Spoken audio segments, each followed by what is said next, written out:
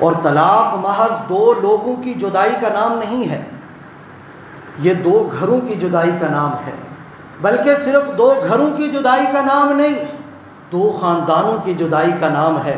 اور اس طلاق کی سنگینی اور بڑھ جاتی ہے جب اولاد بھی ہو، پھر بچوں کو جو ہمیشہ کا جو احساس محرومی ہوتا ہے، اس کا اندازہ وہی لگا سکتا ہے جس کو خدا نخواستہ اس کا تجربہ کرنا پڑا ہو، الفاظ سے بیان نہیں کیا جا سکتا۔ ہمارے معاشرے کے اندر دین سے ناواقفیت بہت بڑھ رہی ہے۔ اس کا اندازہ آپ اس بات سے لگائیں کہ پہلے جو باتیں بچے کو معلوم ہوتی تھی، آج وہی باتیں ہمارے بڑوں کو بھی پتہ نہیں ہوتی۔ ان ناواقفیت والے مسائل میں ایک اہم ترین مسئلہ وہ مسئلہ زکوٰۃ ہے، مسئلہ طلاق ہے۔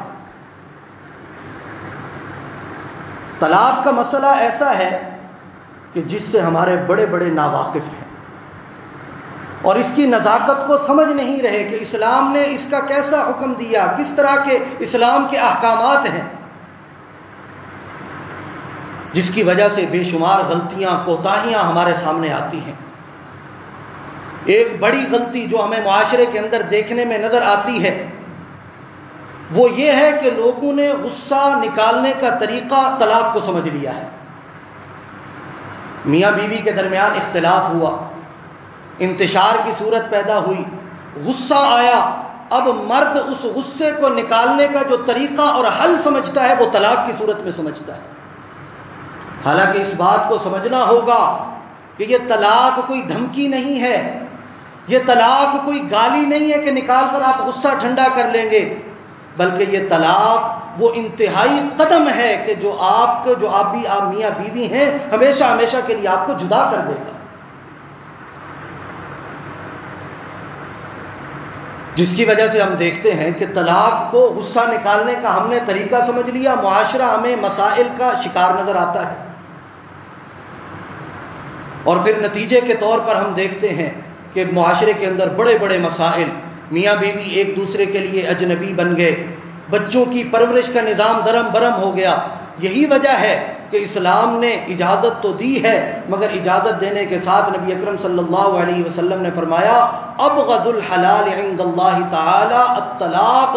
اللہ تعالیٰ نے اجازت تو دی، لیکن یہ بھی یاد رکھنا کہ اللہ تعالیٰ نے جن چیزوں کو مباح قرار دیا، جن چیزوں کی اللہ تعالیٰ نے اجازت دی ہے، ان میں اللہ تعالیٰ کے ہاں سب سے مبغوض چیز، سب سے اللہ رب العزت کے ہاں ناپسندیدہ چیز وہ طلاق ہے۔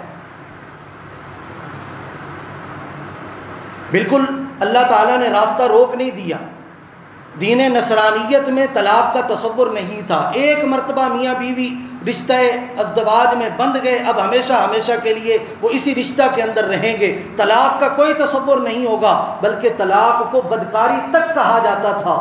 لیکن اسلام چونکہ دین فطرت ہے اسی لیے اتنا سخت موقف نہیں رکھا، کیونکہ کئی بار ایسے مواقع بھی آتے ہیں کہ طلاق کے علاوہ کوئی اور چارہ نہیں ہوتا، تو اسلام نے جو طریقہ بتایا وہ طریقہ یہ بتایا متاع بمعروف او تسریح باحسان، اچھے طریقے سے ایک دوسرے کے ساتھ رہو، اگر نہیں رہ سکتے تو احسان کے طریقے پر، عمدگی کے طریقے پر، حسن معاشرت کا خیال کرتے ہوئے ایک دوسرے سے الگ ہو جاؤ۔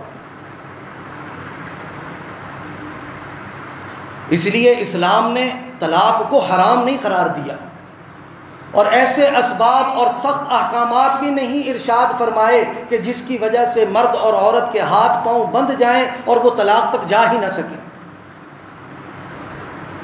بلکہ اسلامی احکامات پر غور و فکر کرنے سے جو بات معلوم ہوتی ہے وہ یہ ہے کہ یہ رشتہ بڑا اہم رشتہ ہے، اس کو وقتی جذبات کی نظر مت کرو، اگر طلاق کی ضرورت پیش آئے خوب غور و فکر سے کام لو، خوب سوچ و بچار کر لو، اس کے بعد یہ انتہائی قدم اٹھاؤ۔ یہ ہے اسلام کی تعلیمات جن سے ہم دور ہیں اور کوسوں دور ہیں، جس کی وجہ سے آج ہم دیکھ رہے ہیں کہ ہمارے معاشرے کے اندر طلاق کی ریشو دن بدن بڑھتی چلی جا رہی ہے۔ اسلام نے ہمیں ایسی ہدایات دی کہ جس کی نتیجے میں طلاق کی نوبت کم سے کم آئے، اس لیے اسلام نے حکم دیا مرد کو بھی عورت کو بھی کہ ایک دوسرے کے حقوق کا خیال کرو، اپنے فرائض کا خیال کرو، ان میں کوتاہی مت برتو۔ اور پھر شوہر کو ہدایت دی کہ اگر تمہیں بیوی کے اندر کوئی بات ناپسند ہے تو اس ناپسند کو لے کر بیٹھ نہ جاؤ، اس کی وہ چیزیں اور وہ باتیں اور وہ کام بھی دیکھو جو تمہیں پسند ہیں۔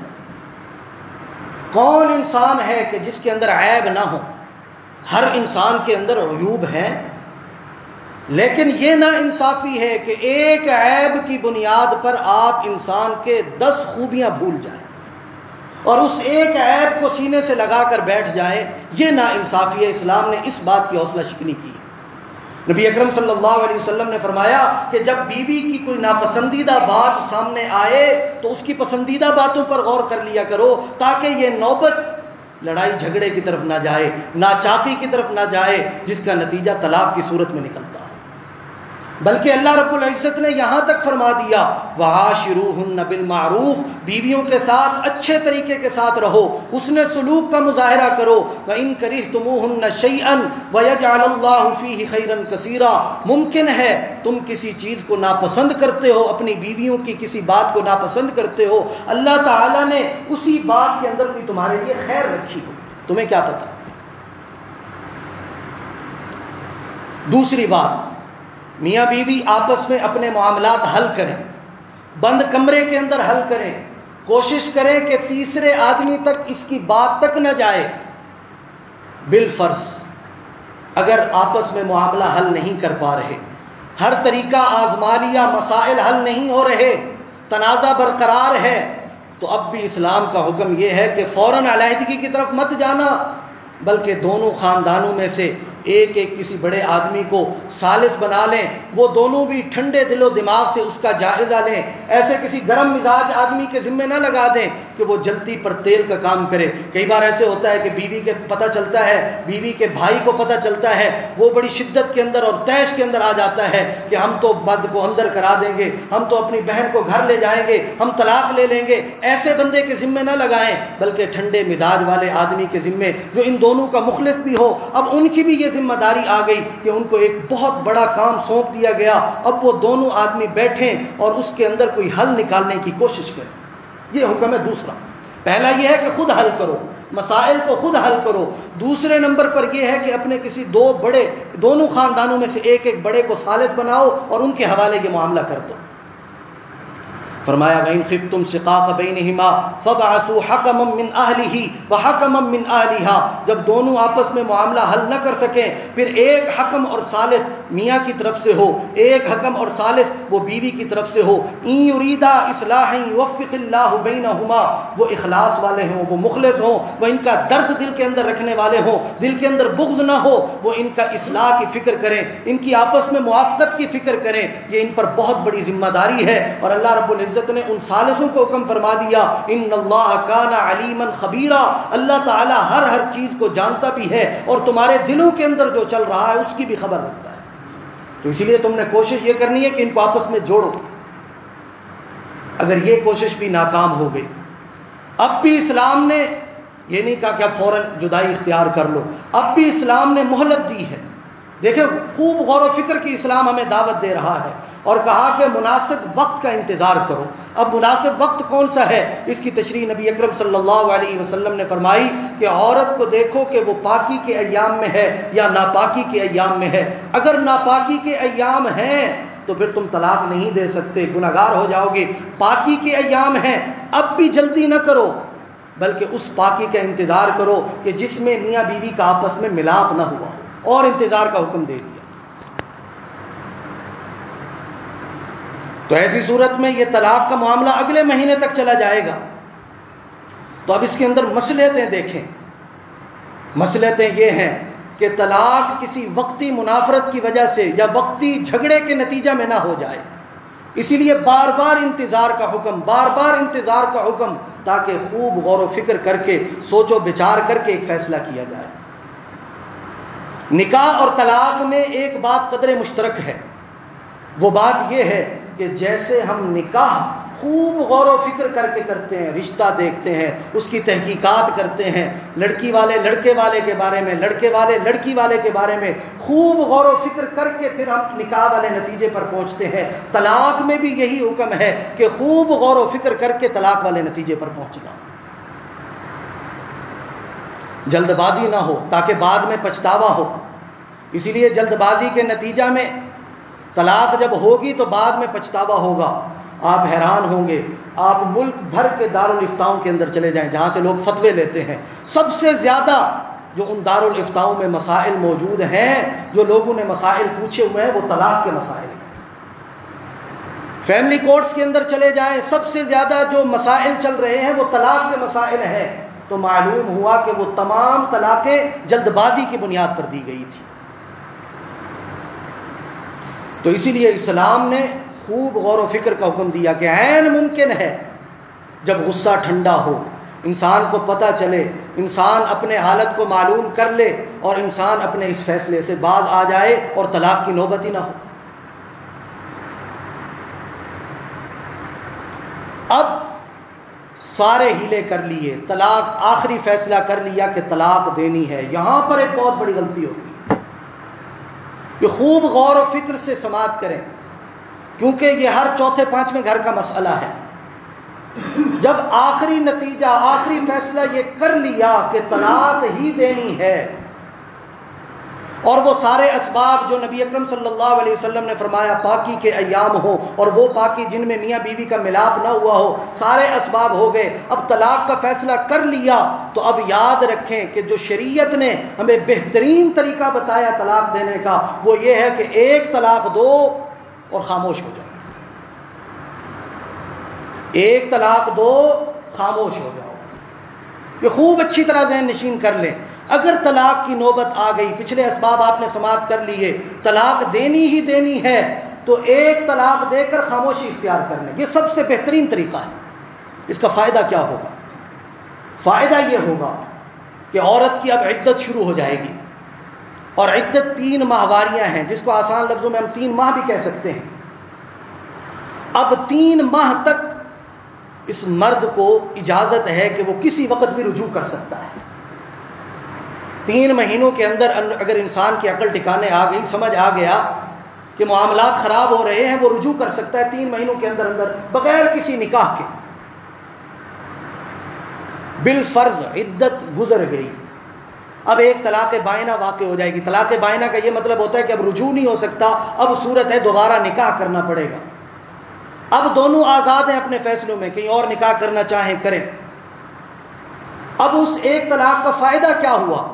فائدہ یہ ہوا کہ کچھ عرصہ گزرا، اس کا بھی کوئی سلسلہ نہیں چل رہا، اس کا بھی نہیں چل رہا، دونوں کی عقل ٹھکانے آتی ہے، دونوں یہ سوچتے ہیں کہ ہم دوبارہ پیچ اپ کر لیں، دونوں پھر ہم مل جائیں، تو اب دونوں کی رضامندی کے ساتھ دوبارہ نکاح منعقد ہو سکتا ہے۔ اب دوبارہ نکاح وہ اس ایک کی وجہ سے تھا۔ یہ سارا فائدہ کیوں ہو رہا ہے؟ صرف ہم نے دین کے ایک مسئلے پر عمل کیا، دین اسلام نے ہمیں بتایا تھا ایک طلاق دو، ہم نے اس پر عمل کیا، کتنی آسانی کہ سال گزر گیا، 2 سال گزر گئے، آپ دوبارہ نکاح کرنا چاہتے ہیں بڑی آسانی کے ساتھ کر سکتے ہیں۔ ایک نکاح خان بلائیں، 2 گواہ بلائیں، ایجاب و قبول ہو، مہر منعقد ہو، دوبارہ میاں بیوی بن گئے۔ تو دیکھیں شریعت کے مسئلہ کے اندر کتنی آسانیاں ہیں۔ تو یہ اس طلاق کو شریعت نے احسن الطلاق کہا ہے کہ طلاق کی سب سے بہترین صورت۔ ایک دوسری صورت بھی ہے جس کو حسن الطلاق کہا گیا، طلاق السنہ کہا گیا۔ اس کا طریقہ یہ ہے کہ ہر ماہواری جب گزرے، ایک طہر آئے، ایک دیتے جاؤ، ایک دیتے جاؤ، یہاں تک کہ اس کی ادھر عدت پوری ہوگی، ادھر 3 طلاقیں مکمل ہو جائیں گی۔ لیکن یہ اس سے بھی بہتر صورت کون سی ہے؟ اس سے بہتر صورت یہ ہے کہ ایک دیں اور چھوڑ دیں، طلاق ہو جائے گی، جب عدت گزرے گی دونوں آزاد ہو جائیں گے۔ یہ نہیں ہم یہ سمجھتے ہیں کہ خدا نخواستہ اگر ایک دی تو پھر معاملہ پوری طلاق ہوگی نہیں، اسی لیے 3 سے پہلے بریک ہی نہیں لگتی۔ تو یہ یاد رکھیں کہ ایک اگر طلاق کی ضرورت خدا نخواستہ پیش آ جائے تو ایک طلاق دیں، اور ایک جو ہمارے معاشرے کے اندر رائج طلاق کی صورت ہے اس کو شریعت نے طلاق البدعت کہا ہے۔ اور بدعت آپ حضرات سمجھتے ہیں کوئی اچھی چیز نہیں ہے شریعت کے اندر، ناپاکی کے اندر طلاق دے دیں، یہ طلاق البدعت ہے۔ 3 طلاقیں دے دیں ایک ہی طہر کے اندر، شریعت نے اس کو طلاق البدعت کہا ہے۔ جس ماہواری جس طہر کے اندر ملاپ ہوا اس کے اندر طلاق دے دیں، یہ طلاق البدعت ہے۔ تو بہترین صورت کیا نکلی؟ بہترین صورت یہ نکلی کہ ایسے طہر کے اندر، ایسی پاکی کے اندر طلاق دینا کہ جس کے اندر میاں بیوی کا آپس میں ملاپ نہ ہوا۔ اور معاشرے کی سنگینی دیکھیں، کم علمی دیکھیں یا دین سے دوری دیکھیں کہ 3 سے کم طلاق کو طلاق ہی نہیں سمجھا جاتا، اور جب 3 پر بریک نہیں لگتی پھر ہم پریشان پھرتے ہیں، پھر ہم یہ سمجھتے ہیں کہ مسئلہ بڑا سخت ہو گیا، دین کا مسئلہ بڑا، اسلام کے مسائل بڑے سخت ہو گئے۔ ہاں، یاد رکھیں کہ اسلام نے ہمیں کتنی گنجائشیں دی تھی، کتنی گنجائشیں دی تھی۔ تو پھر اللہ رب العزت فرماتے ہیں وَمَا ظَلَمْنَاهُمْ وَلَٰكِنْ كَانُوا أَنفُسَهُمْ يَظْلِمُونَ۔ اب طلاق اور نکاح کا معاملہ کوئی یہ آنکھ مچولی کا کھیل نہیں ہے کہ آپ اپنی مرضی سے کرتے پھریں۔ جب اسلام نے آپ کو ایک کا اختیار دے دیا، پھر دوسرے کا دے دیا، پھر تیسرے کا دے دیا، اب آپ یہ کہتے ہیں کہ ہمیں اختیار ملتے چلے جائیں، نہیں، ایسا نہیں ہوگا۔ اب اسلام نے اب سخت معاملہ کیا کہ اب آپس میں ملنے کی کوئی صورت نہیں ہے۔ وَمَا ظَلَمْنَاهُمْ وَلَٰكِنْ كَانُوا أَنفُسَهُمْ يَظْلِمُونَ۔ اللہ تعالیٰ کسی پر ظلم نہیں کرتا، لوگ خود اپنے آپ پر ظلم کرتے ہیں۔ اللہ تعالیٰ نے تو آسانیاں ہی آسانیاں رکھی تھی، تو اسی لیے یہ مسائل بڑے اہم ہیں، اسی لیے ان کو ذہن نشین کر لیں کہ سب سے پہلی بات، طلاق دینے میں جلدی نہیں کرنی۔ لڑائی جھگڑا ہو تب بھی طلاق تک نہیں جانا، خوب غور و فکر کر کے، سوچ و بچار کر کے اپنے معاملہ کو اس نوبت تک لے کر آنا ہے۔ اور اگر یہ نوبت آ جائے تو پھر 3 کی طرف نہیں جانا، 1 تک اپنے آپ کو محدود رکھنا ہے۔ چند اسباب ہیں جو ہمارے معاشرے کے اندر عام ہیں، جن کی بنیادوں پر طلاقیں ہو رہی ہیں۔ بنیادی وجہ تو یہ ہے کہ دین سے دوری، اللہ رب العزت کا خوف دل کے اندر نہ ہونا۔ اس کی وجہ سے یہ طلاقوں کا معاملہ بہت پھیل گیا ہے۔ طلاقیں پہلے بھی ہوتی تھی لیکن اس قدر نہیں ہوتی تھی جیسے آج ہو رہی ہے۔ آج تو یہ نکاح کا معاملہ مذاق بن گیا ہے۔ تو یہ دین سے دوری یہ ایک بڑا بنیادی سبب ہے۔ صبر اور برداشت کا نہ ہونا کہ لڑائی کو انتہا پر ختم کر دیں، آپے سے باہر ہو جائیں، اتنا باہر ہوں کہ انتہائی قدم اٹھا لیں۔ میاں بیوی کے رشتے میں سب سے انتہائی قدم کیا ہے؟ طلاق دے دینا۔ چھوٹی سی بات پر لڑائی شروع ہوئی، چلتے چلتے چلتے وہ طلاق تک پہنچ گئی۔ یہ ہے صبر و برداشت کا نہ ہونا، یہ اپنے اندر پیدا کریں۔ اسی طرح ایک بڑا سبب جو ہمارے معاشرے کے اندر عام ہے، بے اولاد ہونا یا لڑکوں کا نہ ہونا، اس کو بھی ایک طلاق کی بنیاد سمجھا جاتا ہے۔ عورت کی اولاد نہیں ہو رہی، نتیجہ کیا ہم سمجھتے ہیں؟ کہ طلاق دے دو۔ لڑکے نہیں ہو رہے، نتیجہ کیا سمجھتے ہیں؟ طلاق دے دو۔ بھائی یہ طلاق یاد رکھیں کہ عورت کے لیے ایک سزا ہے، اور سزا کسی کے جرم پر دی جاتی ہے۔ اولاد نہ ہونا یا لڑکے نہ ہونا، اس میں عورت کا قصور کیا ہے؟ اللہ رب العزت کا واضح حکم ہے، یَهَبُ لِمَن یَشَاءُ إِنَاثًا وَيَهَبُ لِمَن یَشَاءُ الذُّکُورَ۔ اللہ رب العزت جسے چاہتا ہے بیٹیاں دیتا ہے، جسے چاہتا ہے بیٹے دیتا ہے۔ او یزوجہم ذکرانا و اناثا، جس کو چاہتا ہے بیٹے اور بیٹیاں دونوں دے دیتا ہے۔ ویجعل من یشاء عقیما، اور اللہ تعالیٰ جسے چاہتا ہے بے اولاد رکھتا ہے۔ یہ اللہ تعالیٰ کے کام ہے، عورت کا اس میں کوئی عمل دخل نہیں ہے۔ تو اسی لیے اس کو یہ سزا مت دیں کہ اس کی اولاد نہیں ہو رہی، طلاق دے دیں۔ موبائل کا غلط استعمال، آج کل سوشل نیٹ ورکس اتنے ہیں کہ ان کے غلط استعمال میں شادی کے بعد عورت کو اور مرد پسند آ رہے ہیں، اور مرد اور عورتوں کے چکر میں پڑا ہوا ہے۔ بنیاد یہ موبائل اور یہ سوشل میڈیا اور یہ نیٹ ورکس۔ تو ان کا استعمال محدود کریں اور جائز حد تک کریں۔ یہ بھی ایک بہت بڑی وجہ بن رہا ہے طلاق کی۔ ایک اور بڑا سبب بے جوڑ رشتے اور زبردستی کی شادیاں۔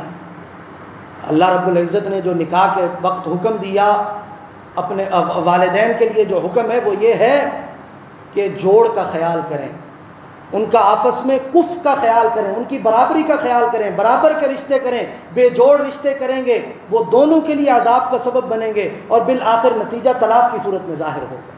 تو یہ حکم والدین کے لیے۔ اور ایک اور بڑی وجہ مشترکہ خاندانی نظام سے بغاوت۔ ہر ایک اپنے کیے کا خود مالک ہے۔ اب دیکھیں اسلام نے جو ہمیں دوسرا طریقہ بتایا تھا وہ یہ تھا کہ بڑے اس کا فیصلہ کریں اور آپس میں جوڑ کی کوشش کریں۔ جب ہم اپنے بڑوں کو بڑا ہی نہیں سمجھ رہے ہوں گے وہ ہمارے فیصلے کیسے کریں گے؟ تو یہ خاندان جب ٹوٹا ہے تو اس کی وجہ سے بھی طلاقیں بہت زیادہ معاشرے کے اندر عام ہو گئی ہیں۔ اور ایک اور بڑی وجہ اپنی غلطی نہ ماننا۔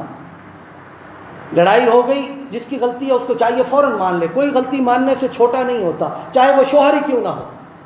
بیوی کی غلطی ہے، اسے چاہیے وہ اپنی غلطی مان لے اور معذرت کر لے، شوہر کی غلطی ہے وہ اپنی غلطی مان لے، معذرت کر لے، تاکہ لڑائی آگے بڑھے ہی نہ کہ طلاق تک نوبت جائے۔ اور ایک اور بڑی وجہ یہ ہمارے ملک کے اندر جو این جی اوز ہیں، اب آپ وہ پینل آپ نے پینافلیکس دیکھے ہوں گے، ہیپی ڈیورس، بھئی ڈیورس کو اللہ رب العزت کہہ رہا ہے کہ یہ ابغض الحلال ہے، اللہ تعالیٰ کا مبغوض ہے، تم کہتے ہو کہ میں اس پر بڑا خوش ہوں۔ تو یہ اللہ رب العزت کے عذاب کو ہم دعوت نہیں دے رہے تو اور کس چیز کو دے رہے ہیں؟ اور ایک اور بڑی وجہ یہ جو ہمارے معاشرے کے اندر یہ فلمیں اور ڈراموں سے متاثر ہو کر، مغرب سے متاثر ہو کر نام نہاد پسند کی شادیاں ہو رہی ہیں۔ پسند کی شادی کا اسلام میں جو مطلب ہے وہ یہ نہیں ہے جو آج ہم نے سمجھ لیا کہ موبائل پر گپیں بھی لگ رہی ہیں، ملاقاتیں بھی ہو رہی ہیں، محبت کی پینگیں بڑھ رہی ہیں، ایک دوسرے سے وعدے ہو رہے ہیں۔ جب ایسے رشتے جب قائم ہوں گے، اول تو یہاں تک پہنچتے نہیں ہیں، اگر پہنچ جائیں تب بھی ان کی ناچاکیاں رہیں گی۔ پہلے تو بڑے وعدے کیا کرتے تھے، چاند اور سورج ستاروں کو قدموں میں لانے کی باتیں ہوتی تھی، آج کہاں گئے تمہارے وعدے اور دعوے؟ تو پھر نتیجہ لڑائی کی صورت کے اندر ہوگا۔ تو یہ وہ چند اسباب ہیں جن کی وجہ سے ہمارے معاشرے کے اندر طلاق بہت بڑھ گئی ہے۔ تو ہمیں ان اسباب پر بھی کنٹرول کرنا ہے اور اسلامی تعلیمات کو بھی مد نظر رکھنا ہے۔ اور اسلامی تعلیمات بنیاد اور پوری گفتگو کا خلاصہ یہ ہے کہ اب طلاق دینے میں جلد بازی کا مظاہرہ نہیں کرنا، جو اسلام نے ہمیں احکامات دیے ہیں ان کے مطابق عمل کرنا ہے۔ انشاءاللہ العزیز پھر اللہ رب العزت کی رحمتیں بھی برسیں گی اور ہمارا گھر خوشگوار گھر بھی بنے گا اور جنت نظیر بھی بنے گا۔ اللہ رب العزت سے دعا ہے اللہ تعالی ہم سب کو توفیق عمل عطا فرمائے۔